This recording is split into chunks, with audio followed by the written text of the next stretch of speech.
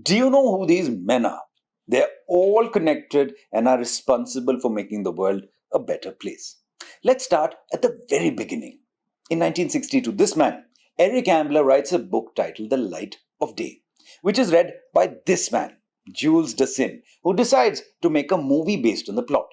It's released in 1964 under the title Topkapi, a heist film in which an emerald encrusted dagger is nicked from a high security museum by a band of amateurs who've been recruited by a sharp mastermind. This idea, among several other flashes, impressed him, Bruce Geller, a Hollywood executive who decides to create a show on this plot, though he replaces the lead cat burglars with a bunch of good guys, all undercover operatives. Bruce wants to create something entirely new, totally out of the box, and he does. His show soon has thousands of fans across the country, amongst whom is this 5-year-old who's glued to the TV screen, much like everyone is, whenever the show is on. Why is this show so popular, you ask? Several reasons, really. For one, Bruce creates a dark, edgy pace for his show. There's constant tension in the air in each episode, a literal edge of the seat experience with the clock ticking down unrelentingly. Bruce also contributes to popular jargon. He creates a brand new verb that goes on to be included in the dictionary, one that becomes instantly popular and is used by each one of us to this day. Bruce also instinctively knows that the opening sequence is crucial in capturing the audience's attention.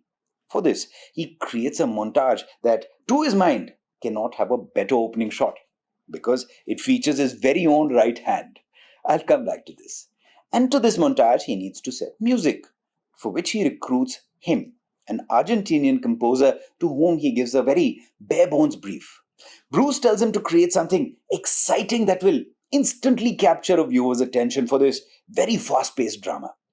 Now, just like the show's heroes who are constantly racing against time in every episode to save the world, the composer too is given a deadline that is so tight it would have reduced anyone else to a nervous wreck. He literally has nothing to go by. And then Bruce shows him that opening sequence featuring his very own hand.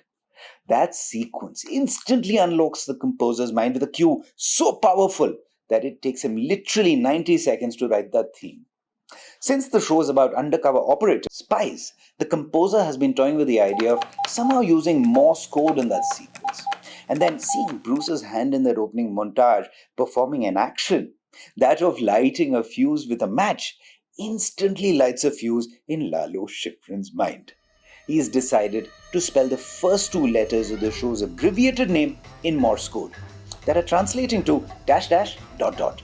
You see, in Morse code, dash dash represents M and dot dot represents I.